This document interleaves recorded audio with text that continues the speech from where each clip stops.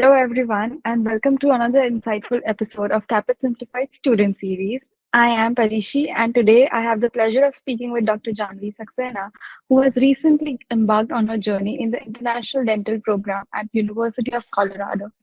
This series is all about bringing real student experiences directly to you so you can better navigate your own path to US dental schools. Dr. Saxena has recently graciously agreed to share her journey from the application process to getting into dental school, the first few weeks, and the challenges she faced along the way. Whether you are applying for the first time or reapplying for CAPE 2025, I am sure her insights will be incredibly valuable. So, without further ado, let's get started. Dr. Janvi, welcome. How are you doing today? Hi, Dr. Parishi. I'm doing good. And it's very nice to be actually able to talk about my journey because I'd say it is something that not everyone shares it too often.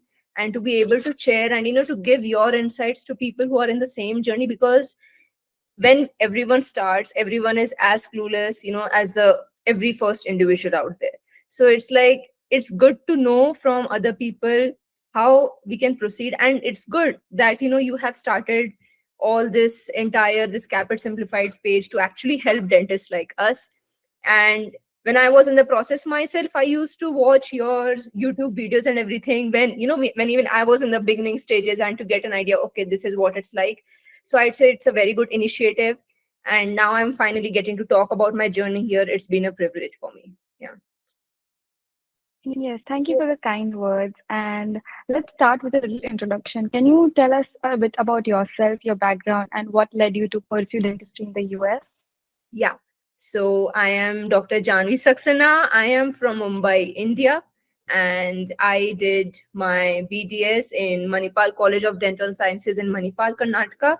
And I graduated in February of 2022.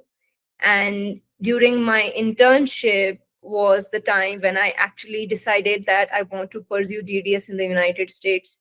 And it was just because I found that, like, most of my seniors, they were going for the DDS. And for some reason, when I found out how the education and everything is over here, it was very exciting for me. And I was like, okay, this is something which I really, really want to pursue. So, but it wasn't just that. In the beginning, I had thought about, let me just try, have gain some experience or at least an insight of how the education or the dental system is over here. So right after my graduation, I decided to come here. And in March of 23, I came to the US. I reached out of, like, I think 20, 30 clinics to just to allow me to shadow, for once, just to see what it's like. And there was this dentist in Atlanta, and she was willing to, accommodate me in her practice. And for the 2 months that I was over there, she was also an international foreign trained dentist like me. So learning through her experience and how it's been, it actually added to what my like goals were. So basically based on that was it, then I decided, okay, I really, really want to actually get into the programs here. And that's when I started my entire application process. That's amazing. So I agree. I think many of our listeners will relate to your journey and the motivation behind it. So let's talk about your first week at University of Colorado. What was it stepping into the dental school as an international student after finally such a journey? Yeah. Yeah. So I'd say the beginning, the my basically my program started on 6th January and of this year 2025. We had a 5-week orientation in December. Sorry, 5 days orientation in December, and we had like a winter break. So it got, it gave us enough time to actually be chilled, like, and be like prepared for what's about to come. And I had always heard from other people that the first week is too busy, and you get very overwhelmed and everything. But I'd say when the school started, they do put a lot of stuff upon you, like you have labs, practicals, then lectures, then assignments, then quizzes, and everything. It just starts. But the thing is that it's very busy, but it's like, okay, I've worked for this and now I'm finally here, so now I can't complain about it. And I'd say and I'd say yes, I do enjoy it. And I'd say we have like some lectures with the traditional students, so it's like we are learning dentistry what we have already learned again, but there are obviously a lot of more additions of what they teach. The curriculum is different, so it's not always like, oh, you know everything. You will definitely find there is more to learn over here. So I'd say my first week so far, even though I'd say it's just been 1 week, but I did learn more than what I just learned in those subjects back in my school. So yeah, it's been like that so far.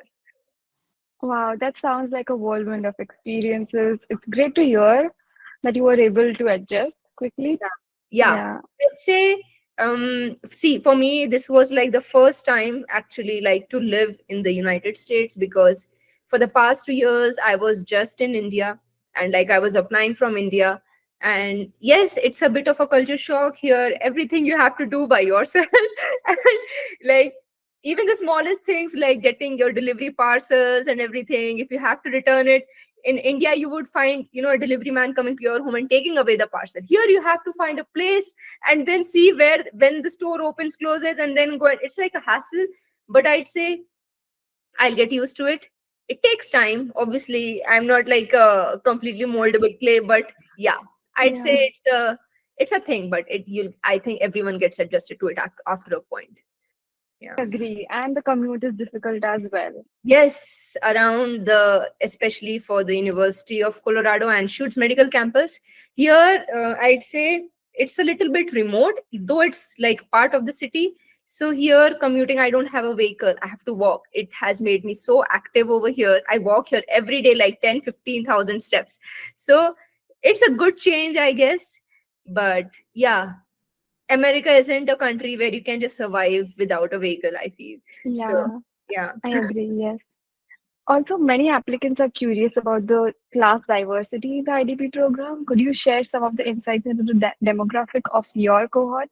Yes. So in University of Colorado, here in the international student program, the class size is of 40 students. And I'd say we have students in, especially in my batch, like from all over the world. There are a lot of students from South America, some are from Europe. One of my batchmate is from Africa, and here a lot of Asians, like Indians like us.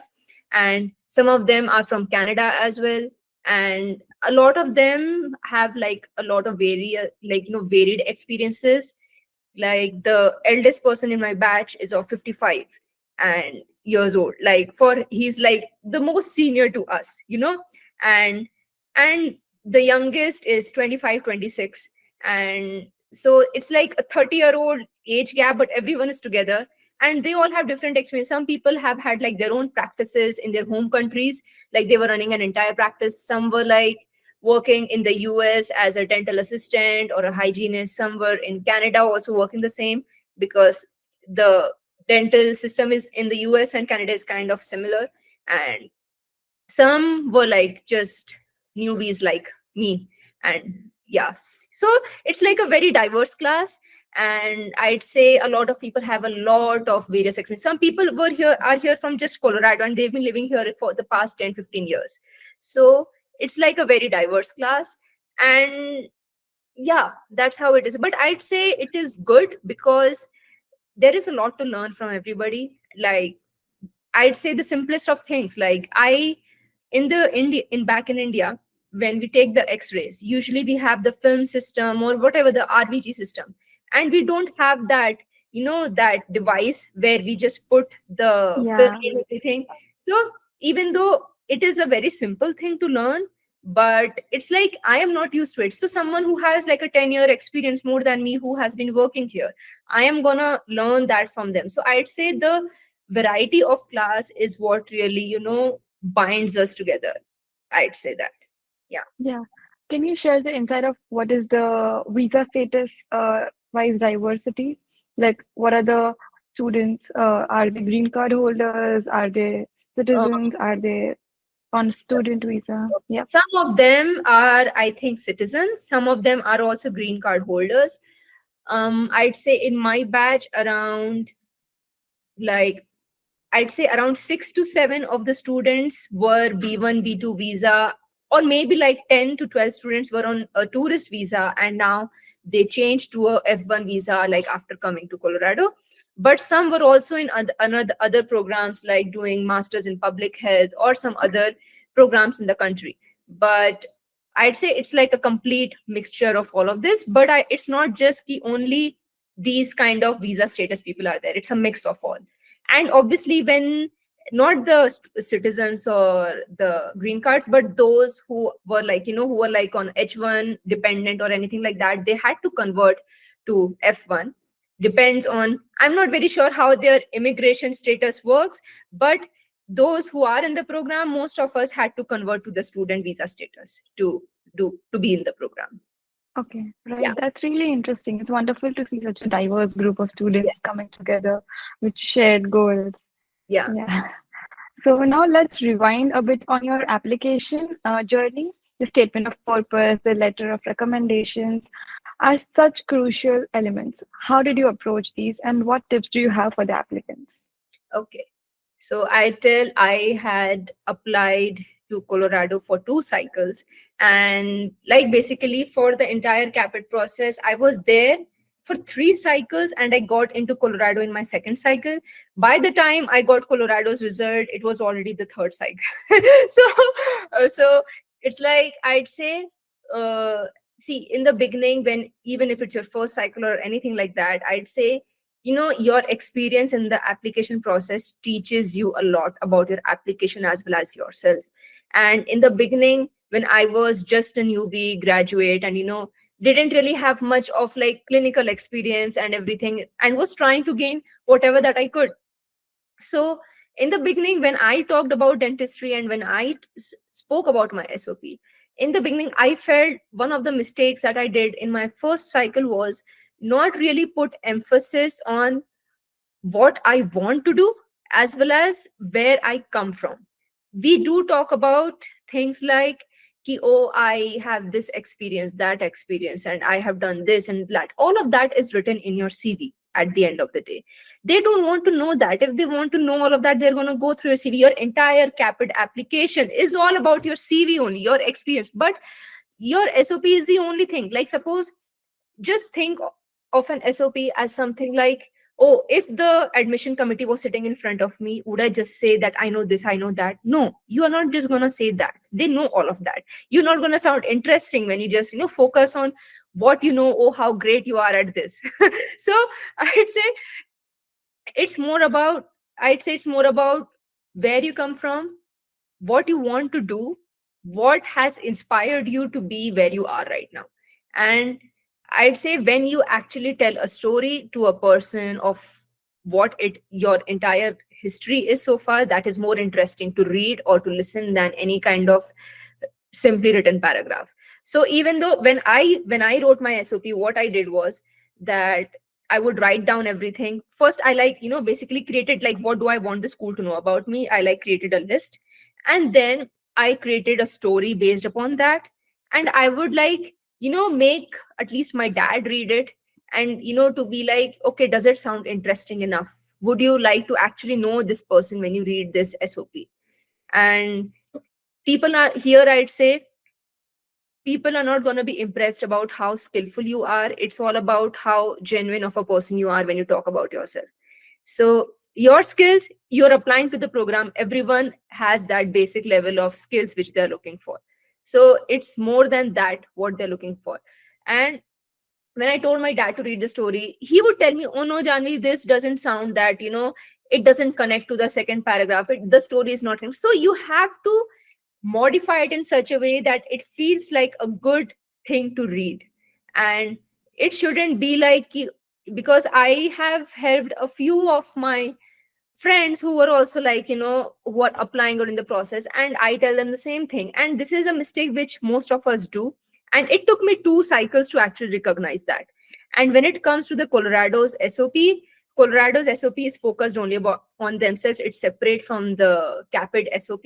And you have to upload an SOP which tells you just, and it's even of a shorter word limit. So it's like, I think around 3000 or 3200 something, 3500 something. So Now 3,500, how do you tell them entire life story which you have, like, written down? So you have to be very precise and be very focused on what points you want to get across to the school. And what I did for Colorado SOP was, I talked about why I am in dentistry in the first place, why do I want to do education in the US, and what in my experiences so far, whether it's in my home country or whatever, what I have learned as a clinician of how I want to look at my patients. And I told about my experiences, like I've had experiences of, work, going and providing like dental services to old people who are, like, bedridden at homes. So I talked about all of that, like how it changed my vision that dentistry is not just about who walks into your clinic. It's actually about, what you can additionally provide to people who are not able to walk into the clinic. And you have to talk about things which are unique to you. My experience is unique to me. Others' experience is going to be unique to them. And, things which stand out, do put emphasis on that. No matter, and you don't have to think, oh, their experience sounds better. No, your experience is your personal and it's your story, So I talked about that, and after that, I talked about the school, why I really, really want to go into the school. And for that, really look about what you like about Colorado, whether it's through their website and through their Instagram page, social media pages, and everything. And you'll find there is a lot which happens in the school over here. And when I read about it, and then I saw Colorado has a special clinic for, the geriatric patients and everything like that. So they really, and that was something, okay, I want to learn about how do I manage these patients, and I have had experience of that. So you connect of the experience you've had and to what the school is willing to provide to you.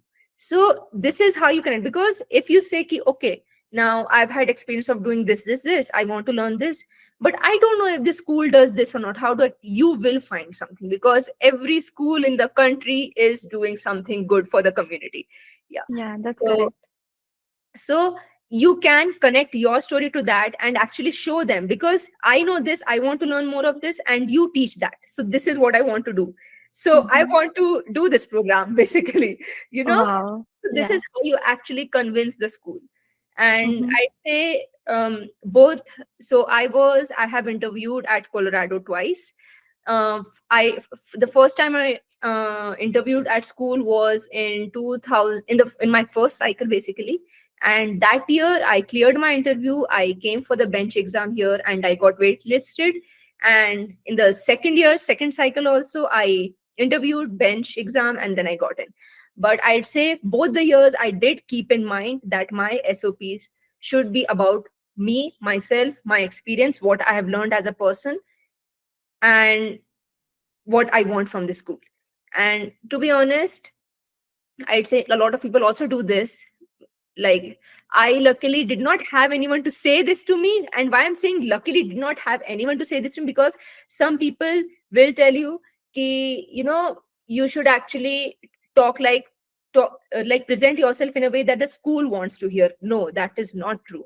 I'd say the more genuine you are, because some people are like, okay, I'm not being genuine, I'm just writing what the school wants to hear from the students. How do you know what the school wants to hear from the student? You're not the admission committee in Mm-hmm. the first place. They'll be like, "Ki, put out like the school wants people who are like this, who show they have done this." No, there are so many students here, not just the international students, I'm talking about the traditional students.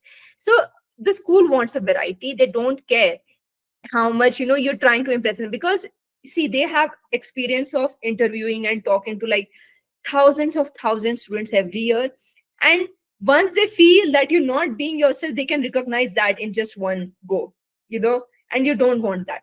So when I'd say about the LORs as well, Colorado has like an electronic LOR system, and it's like they're not going to look at your CAPID LORs.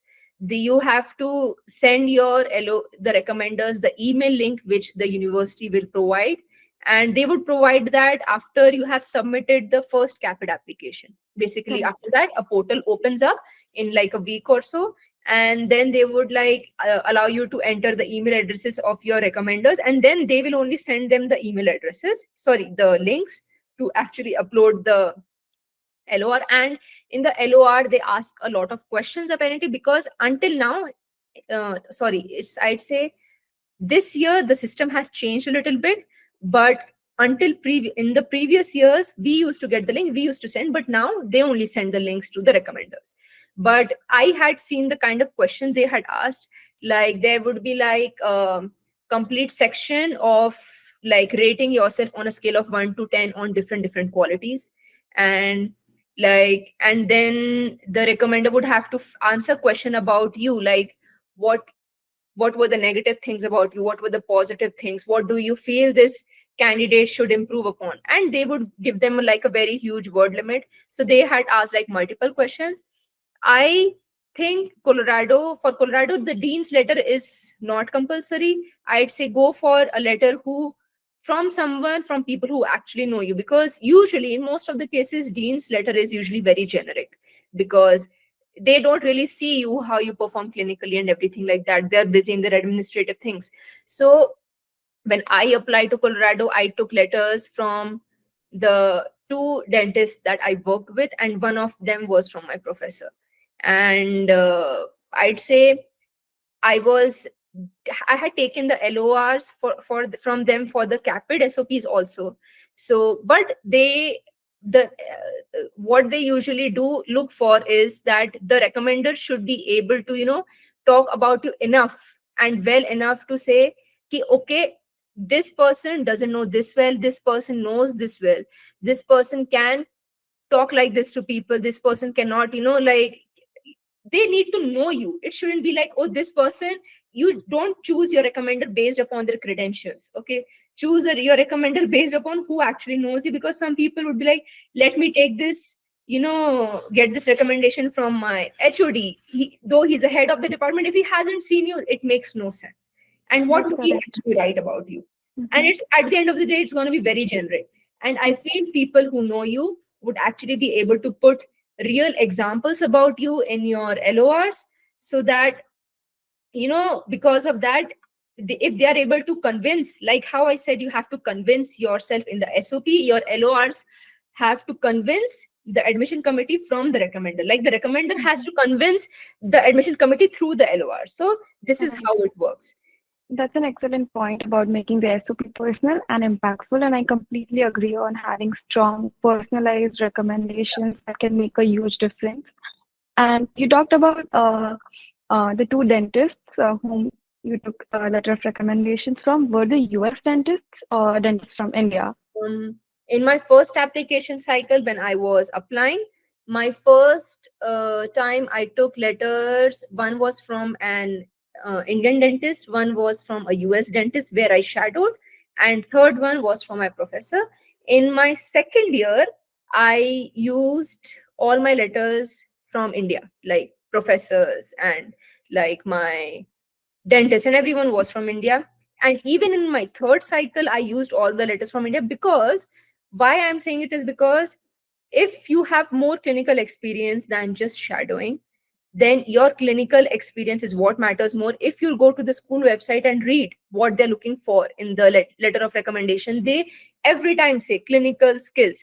Shadowing, Right. observership, it doesn't show any kind of clinical skills. If you do not have anything, I'd say okay, go for the shadowing one. But if you have any kind of clinical skills, whether it's assisting in the US or working in your home country, then Mhm. definitely go for the clinical skills recommenders like letter. Okay, Okay. so yeah. Yes. And Also, I'd say sorry and I'd say what I also realized was, when my letters were all from about my clinical skills and which were from my home country, I got the most calls in that cycle. And I'd say, and that is what made me realize they actually do not care where the letter is coming from, whether it's coming from US or from India. They care about what is the content in the letter, actually. Yeah. and about did you submit the same LORs to the CAPID as you did in University of Colorado? So the LOR in CAPID are usually submitted by the recommenders only. So they had uploaded the letters on my CAPID application.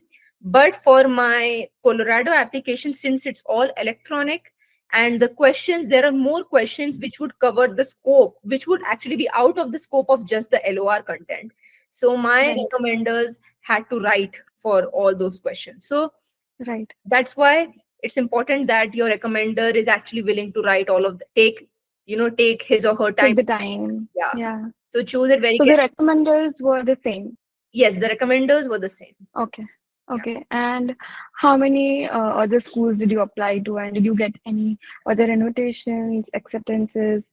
So I applied to, overall each year I would apply to 8 or 9 schools. And like I looked at the visa status of each and every school which were accepting of the visitors visa. Very few schools, but there's nothing wrong in that, because I have seen some people be like, ki, oh, this, they don't accept this and blah blah, and someone would say, oh, they only accept citizens and all that. No, that's not true. If I didn't get in, but I've seen people with just the normal visitor visa status get into the schools. So choose the schools carefully. And people, most of the time, they choose the schools based upon if they are suppose in the US, and if they have family, sometimes they choose a school which is closer to them, and they apply to the schools which are, like closer to their homes. For me, since I was in India, I didn't have a foundation, that which schools I applied to.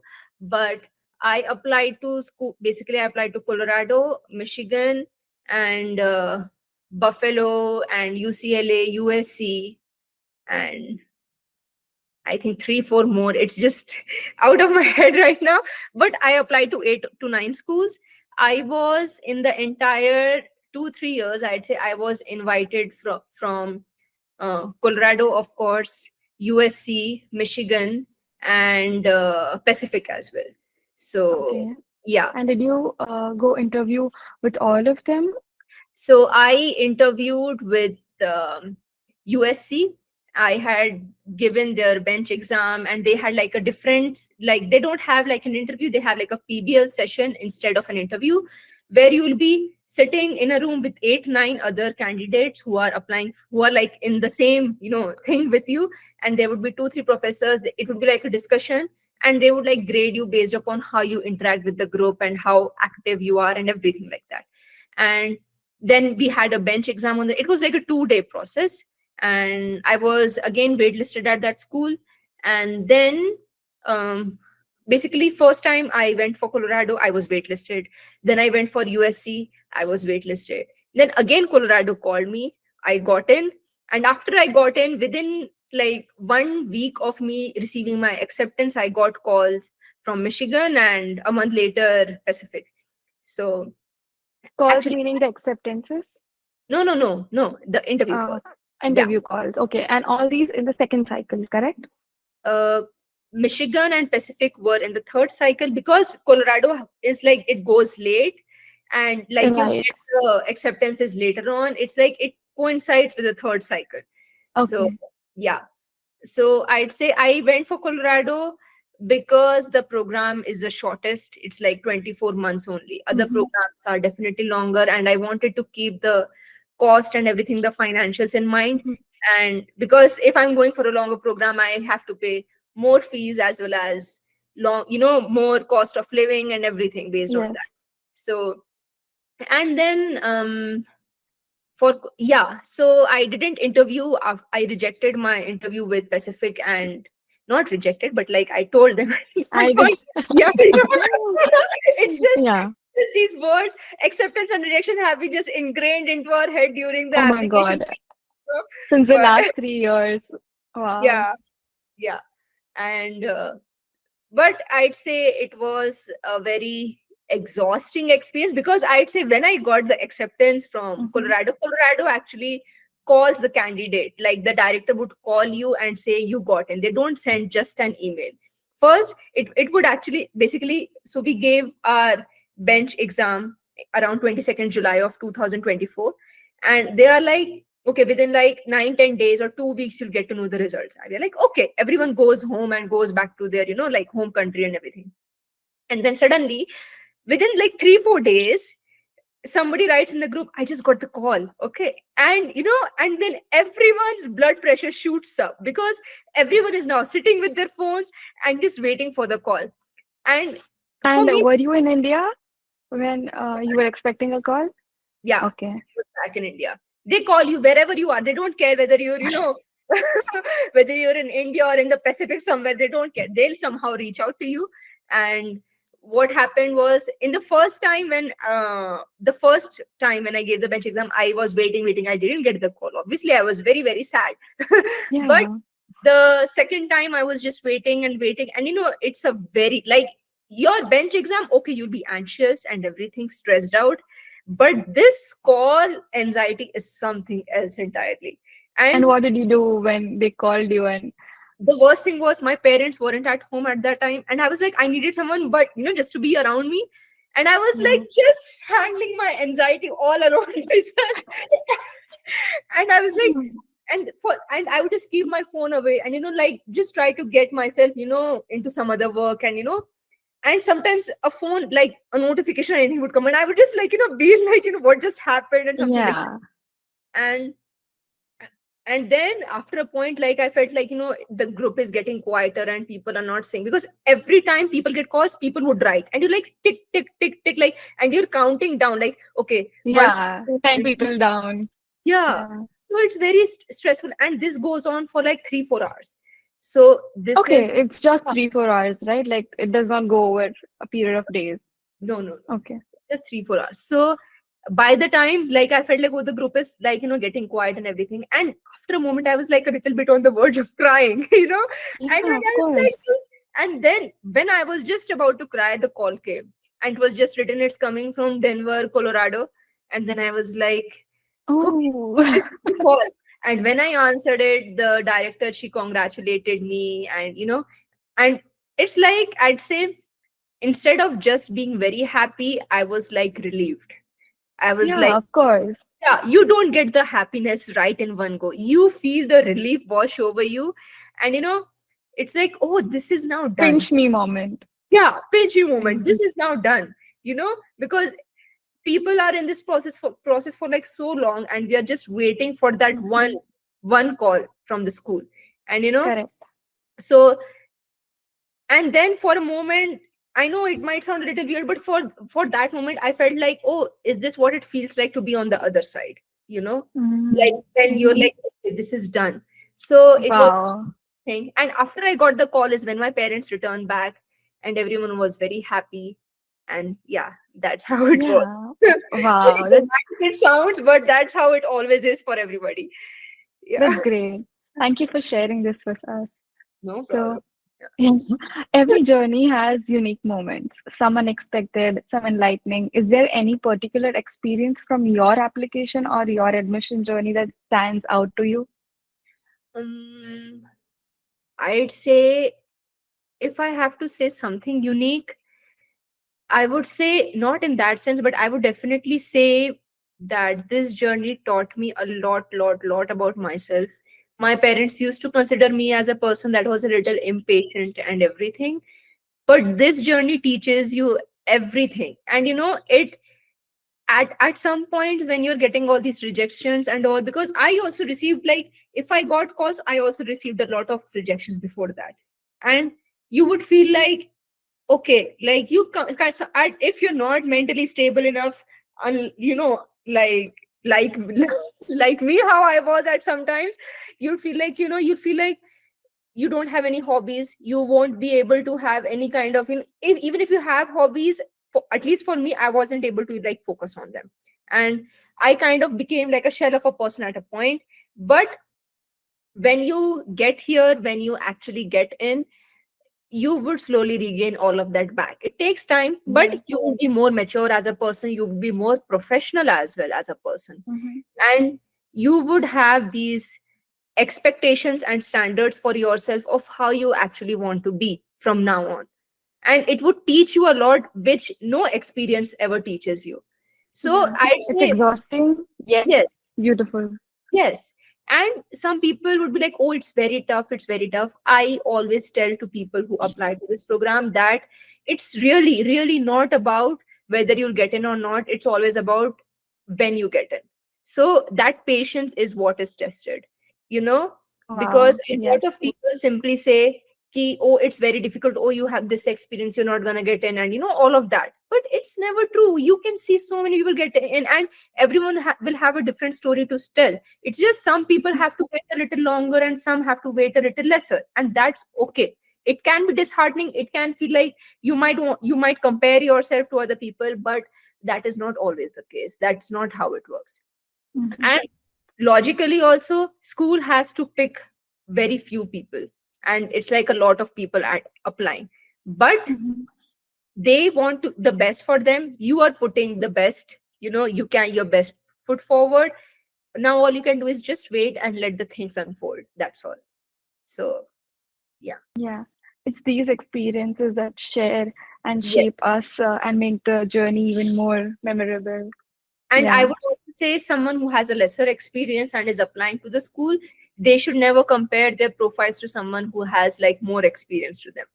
So it there is no point. I cannot compare to the person who is like 55 years old in my batch. He has done and seen so many patients, done so many cases. There is no comparison. But at the end of the day, we are in the same school, same batch, you know. So there is no comparison at all. Yeah, that's what yes. I would like to advise to young people like me, especially. Yeah. Thank you for your advice. So, No. interviews can be nerve-wracking. Yeah. And what was your interview experience like, and how did you prepare for it? Okay. So I'd say since I've interviewed at Colorado twice, usually the first time I had a professor and an alumni interviewing me, and the second time both of the interviewers, they were professors. So it was, I would say, Colorado's interviews, they try to make you very comfortable. They are not the kind of people that that are going to keep you on your toes. Okay. And they do ask you that, and I'd say there is no set question thing which you can just prepare and answer. No, because they know how well prepared you come for whatever interview you come for. They always want to ask you something, unique or out of the box, which would actually make you sit and think. And there would always be some questions like that, which would be out of all the things you have prepared. You cannot always expect oh, I prepared these 20, 30 questions and this is what they'll ask from. No, they Mhm. know you. Okay, they know what this process is like. And the spontaneity of how you can actually respond to that question is something which they see. And I'd say, when I prepared for the interview, my dad actually advised me this very, very nice thing. It's called as SWOT analysis.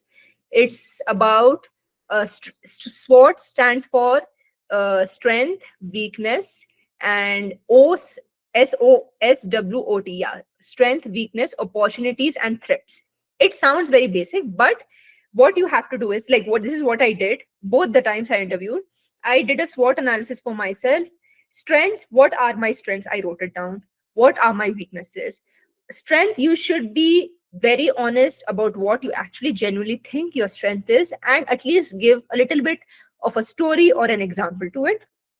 Like, if you have done anything in the past, or how you have handled any kind of situation or anything like that, or what you actually can do in certain situations. And your weakness and your opportunities, when it comes to when it comes to the weakness also, then also I'd say, be very genuine about it. Don't be like, oh, this is my weakness, but I can turn it into my strength. No, it is a weakness for a reason, and not everyone is perfect. And we are all in the journey. We are clinicians. Nobody is like, born gifted, they are like top notch and everything. No, I was very upfront and open about my weakness. I told them that, that because I was in the process, this whole, this uncertainty of this unknown, it makes me overthink and sometimes anxious, and I was honest about it. And these are the kind of things they're looking for. I've heard about people being very honest about that. They are very critical of themselves, and some people were even honest about that, how much, like, it overwhelms them, the entire thing. And it is true, because it's not like I am so mentally stable in the head. No. So be in the weakness, you can mention, which some things which would actually trouble you, and you would know your weakness for sure in the process. Okay. So Yes, of course. yeah. So be honest about it. You do not have to give them a list, but talk at least Mhm. about one weakness which you feel is important to you. Okay. And Okay. don't be like, ki, I somehow turned it into my strength or something like that. Don't say such things, I'd advise. Because you can simply say, okay, you're battling through it, but you're also trying to find ways to like overcome it, but it's still weakness at the end of the day. And Right.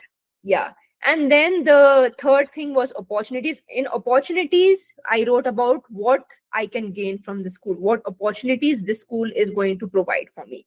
And Okay. threats I were about, in the SWOT analysis, the threats were about what I feel are threats to our field. In the sense, if they ask me questions like, what do you feel is something the US community needs from whatever the experience you've had, or threats about what you feel can be a challenge to you in the program, any kind of threat, like Right. that. Okay. So I created like an entire list about these strength, weakness, opportunities, and threats, and I was very well versed with the points in my head.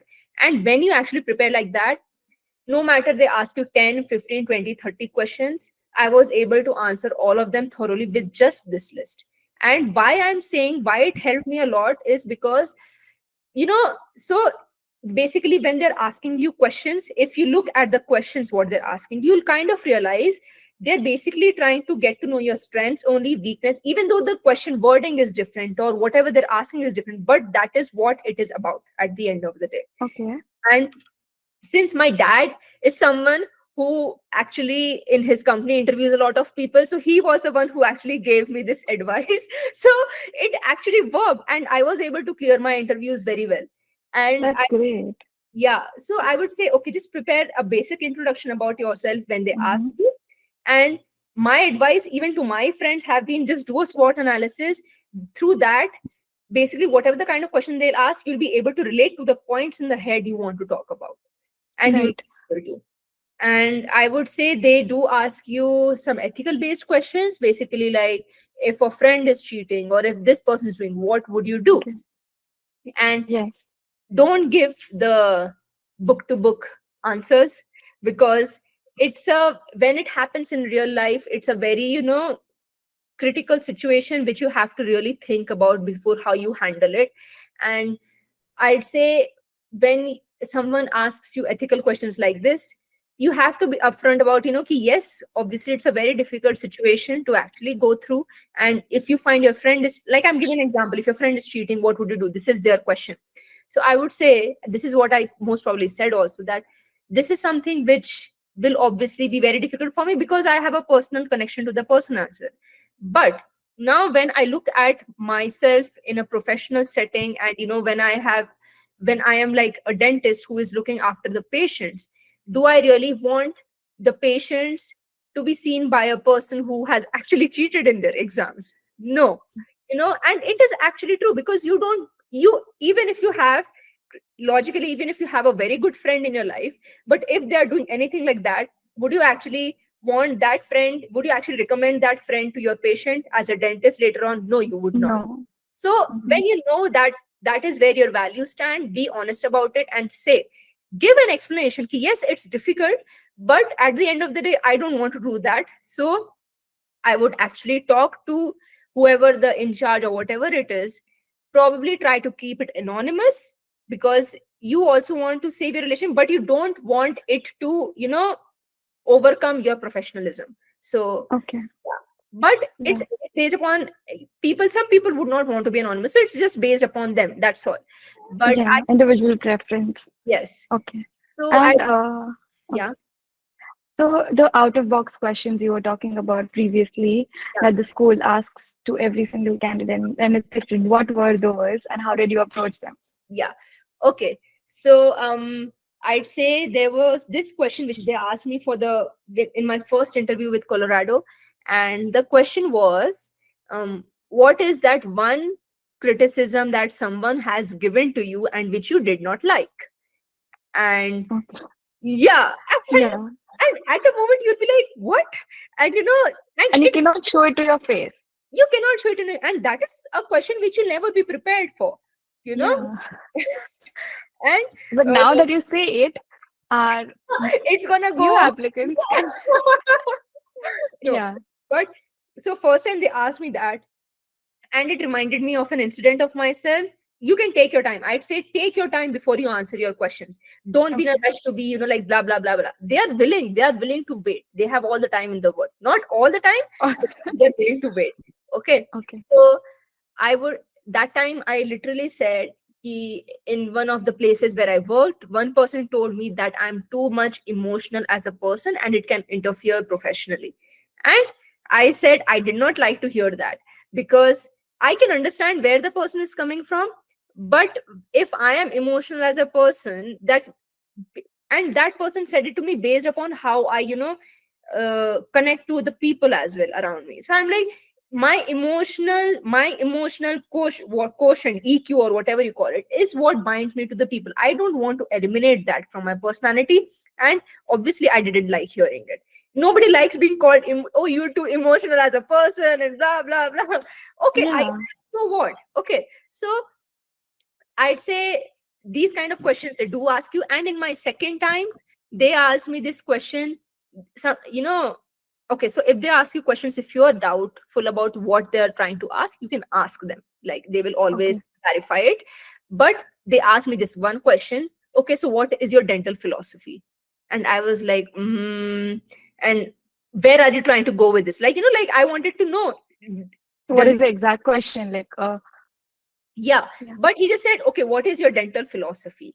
Now, this gets you thinking, like, where can I start? What do I start? What do I talk about? When it comes to this. So, here is, I'd say, here in this question, I answered that how I actually want to be as a dentist and how I actually want to see my patients as. Basically, I talked about that I'm not the kind of dentist who would be like, oh, do this, do that, this is good for you. My skill set, my, I'd say, my practice is based upon more upon what is convenient for the patient, on based upon their choice, like what do they want to do. I can advise the best to them, and I can also tell them what is going to be good or bad, but at the end of the day, it's patient's decision, and that is where I respect them.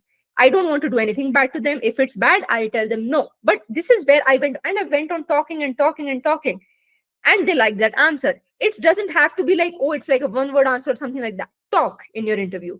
And when you, even if you feel like, oh, maybe you're going out of the, like, context of the question, do remember to bring yourself back to it. But I'd say the more expressive you are about how you function as a person, the more they like it. Yeah.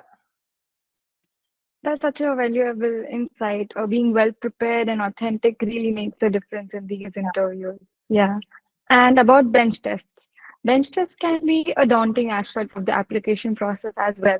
How did you prepare for yours? And do you have any advice for the future applicants as to when to start preparing? Yeah. Okay.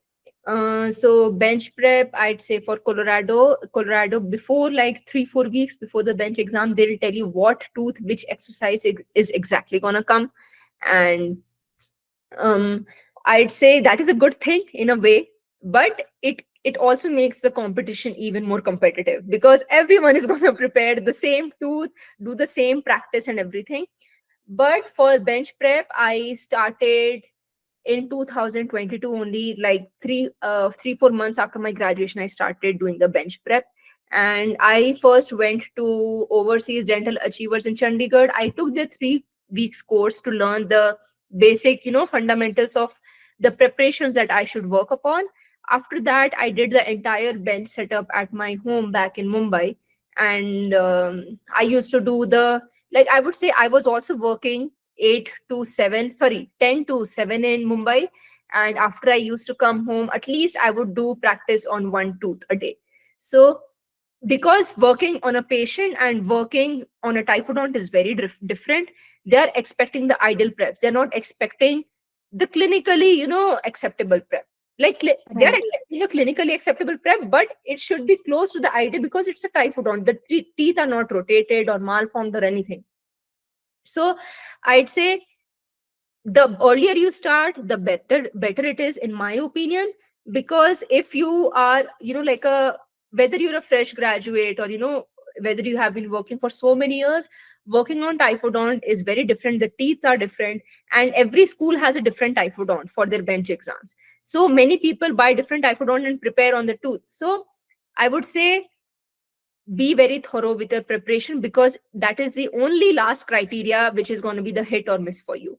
So you don't want to do everything so well And then and mistakes happen. I have been through there. I have done mistakes in my bench, which I have, like, which gives me the PTSD kind of thing. But Oh, wow. yeah, Did you use loops? no, I do not use loops. I Okay. started using loops after I have come to the school, but before Okay. that, I did all the prep without my loops. So, when it comes to the practice, also, I'd say no matter how much you prepared, if you prepare 100% during the bench or during any kind of exam, not everyone is able to achieve that 100%. You achieve around 80 to 90% if it goes well. And and then, so you have to be very thorough with the preparation. Practice, practice, practice is what I'll say to everybody. And find someone who can actually, look at your preps, who has idea about what they're looking for. And the school will also send you the criteria of, what it should be and what would be the critical errors. So make sure you're working exactly like that. I'd say I have done over like 100 preparations on each tooth for any kind of bench, even though my money was gone, but I practiced a lot for the bench. So Yeah. that's my only advice to people. No, nothing in the world can actually beat you if you practice enough. That's all. Yeah. That's fantastic advice. Practice and consistency are key, and I love how you broke it down. Yeah. Yeah. And financing dental school is a major challenge for international students. How did you navigate the US loan situation? Okay, so I actually have a co-signer here. So I took a loan through my co-signer. But if I have to talk about the loan process in for the international dentist like me, so basically, if you're from your home country, usually back in India, like SBI Bank, like I'm talking about India right now. It can be different for other countries. SBI Bank, ICICI Bank, they all provide student loans. And um only after you get your I-20 from the school, that is when you'll be able to apply for the loan, because that is what most banks want, especially in India. Even in the US, I needed like my I-20 and everything to apply. And if you have a co-signer, you can get better interest rates. If you do not have a co-signer also, you still have options, but the interest rates might be higher. And there are many, so I can speak about in US, there are many different, like there is Ascent Funding, Sally Mae, Citizens Bank, and for the non-co-signer ones, there are Prodigy Finance and everything. But with these kind of loan things, what usually happens is that you apply for the loan on their portal and website, you enter all the information and everything. Your co-signer, if you have one, they will also have to enter all the information. And when the whole entire process is done, the entire loan thing, the process, like whatever the application, is sent to the school. And then your school is going to see is this requirement correct or does it match. Then you have to communicate to the school if you want to take lesser money, or you want to not take money for one category, and something like that. You have to communicate to the school. And after that, the school will certify that. Basically, they'll put their own stamping, signature, whatever. I don't know how that. They'll approve your application. Yeah, Yeah. it's all Okay. electronic. So after the certification is done, the school, the loan people are going to show you on their portal or whatever that the certification is done, and on this disbursement date the money would be sent. And usually for the American loan lenders, especially the one in the US, what they do is they send the money back to the, one second, yeah, okay, am I audible? Yes, yes, you are. Yeah, yeah. So I think your video quality is a little distorted, so that's why I was just, Yeah, yeah.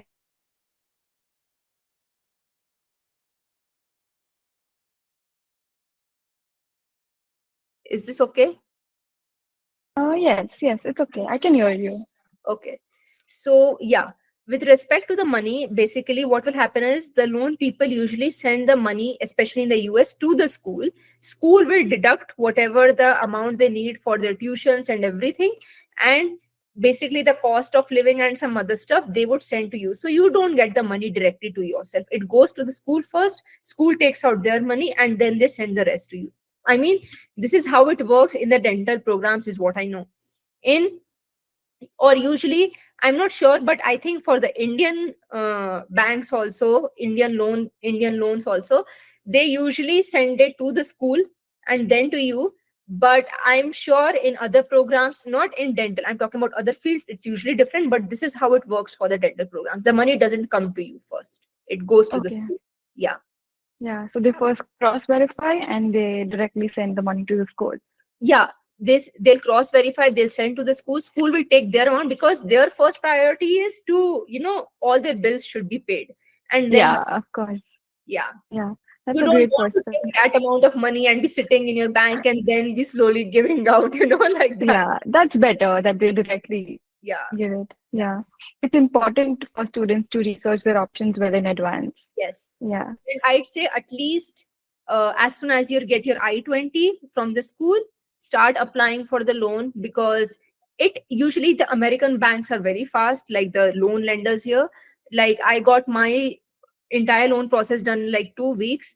But for some, I don't know how much long it takes for the Indian banks, but I'd say try, I'd always say for anything, earlier the better, like just do it. Yes, of Yeah. course. Yes. Yeah. Yeah. Okay. And about the visa processes can be complicated. Did you face any struggles with your visa and how did you manage Yes, I'd say them? I was on B1, B2 visa. And when I got my I-20, when I was applying for the F1 visa, I was in India and I was applying for an interview on the Indian embassies, oh, sorry, US embassies in India. And what happened was, because our school starts in December, basically, like, like December. And it's an odd time, like embassies also apparently have like different time of the months, which are for different kind of visas usually. So when I was applying, I did not find any interview date until February of 2025, and I was very scared, like what the hell. Anyways, but like after everything, now I'm here, I don't get a visa appointment, because it's very, due to COVID and all, it's very difficult to find visa appointment these days. So so yeah, Parishi, your audio I think is a little bit off. Oh, I'm Yeah, so sorry. it's Yeah, fine. so it has happened to applicants before and it is a very common problem. Yeah. Yeah, yeah. So what I did at that time was, I was very stressed out. What I did that time was, I joined all these Telegram groups and everything, where people would say, "Oh, if any slot has been opened up or cancelled." And what I usually did was, in the early morning hours or in random times of the day, I'll open the visa scheduling portal, and I would just keep checking, because usually what happens is, if your embassy is in the same city where you are, it can actually be very easy sometimes, like you can find your luck. And since I was in Mumbai, what happened was, suddenly one day, like within like a week of knowing ki there are no appointments available, one day I just opened and it was showing me the next day appointment is available, and I just booked it. And like from not The having, next day, yes, the next day. So from not having any appointment for like 5 6 months, I suddenly got an interview for the very next day. And the thing was that, by chance, I had kept all my documents ready and everything, I just booked it and went for the interview. And oh, I'd say you have to be on the top of your game. Like mm, try to be, if you're proactive, I'm telling you, things will work out for you. yeah, be well prepared. Yeah, if you're not proactive, if you're like, oh, this interview appointments are not there, blah blah blah and everything, then Mhm. you're probably not going to find it. So become proactive in the process, I'd say. So I went for the interview. The interview was fine. They asked me questions of why you want to do DDS program and everything. And just be honest. Don't say things like, oh, I want to just get a job here or something like that. You're going right now for the purpose of education, not going there for a job. If you say you're going for a job, they can easily reject you, because it should not show for them that you're planning on immigrating, because right now you're going to study. Because many people say that, and sometimes their interview, that visa gets cancelled, so it's not a good thing. Yes. So, because this program is to give you the license, I agree, but you're going for education. They're asking you why you're going there. So you're going for education, so say that. And Okay. yeah, and be elaborate in your answers of why you want to do this and everything, and you'll be good. People say a lot Okay. about the interviews, like everything, but I'd say the more to the point you are, and the more decent explanations you give of what you're doing, it's not a very big deal. It's okay. Okay. Yeah. Yeah. Thanks for sharing your experience. Being helpful. Finally, finally, what advice would you give for the CAPID 2025 applicants, both the first-time applicants and the re-applicants? Hmm. I'd say, okay, first be proactive. You don't want to be, okay, it's happening, let me just see whatever these deadlines are. Be proactive and be honest. I won't say ki be so honest that you just open up. You want to be a strong applicant, but you also want to be genuine.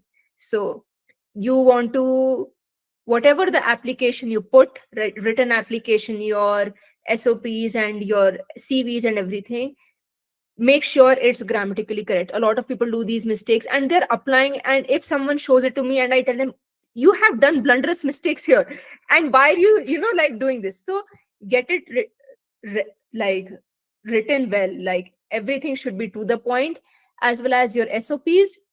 Like I've said before, put good stories about your life. I don't want to, I'd say if I was someone from the admissions committee, I don't want to read, oh, I did this. I want to read a good story, something which is interesting to read.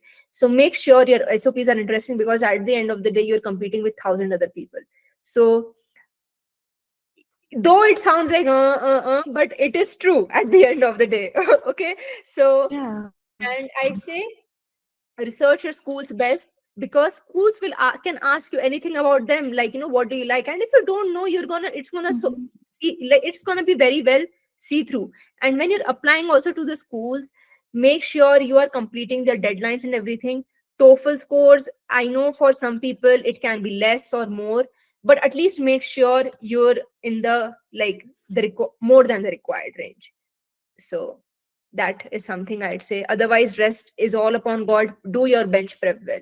For me, I'd say I have sometimes heard from people, some people would say ki my luck worked, or I got this opportunity and this person connected me like that, blah blah blah. But for me, I'd say it was just pure hard work and support from my family. So I'd say you don't need any miraculous thing to happen for you to get in. You can always get in through just your hard work. If you're putting in the genuine effort, things will follow through. And this is what I Mhm. want to tell everyone. So That's don't look for incredible any, advice. yeah, so don't look for Yeah. anything like that. It will happen. Yeah. Yeah. Staying consistent, being proactive, and learning from past mistakes can truly make a difference. Yeah. Yeah. Dr. True. Janvi, thank you so much for joining with us today and sharing such valuable insights. I'm sure many applicants watching this will be inspired with your journey, and your advice was incredibly helpful. For those of you applying for CAPIT 2025 cycle, I hope the session has given you a clearer picture of what to expect and how to prepare. If you have any more questions, feel free to drop them in the comments or reach out to Dr. Janvi on her Instagram. I'll link down below. And once again, Dr. Janvi, it was a pleasure speaking with you, wishing you all the best for your dental school journey. And to everyone watching, good luck with your applications. We'll see you in the next session. Bye. Thank you so much, Parishi. And it was very nice to be interviewed by you. You were actually very, very good. And I truly enjoyed this session. Yeah. Yes, thank you so much. You're welcome.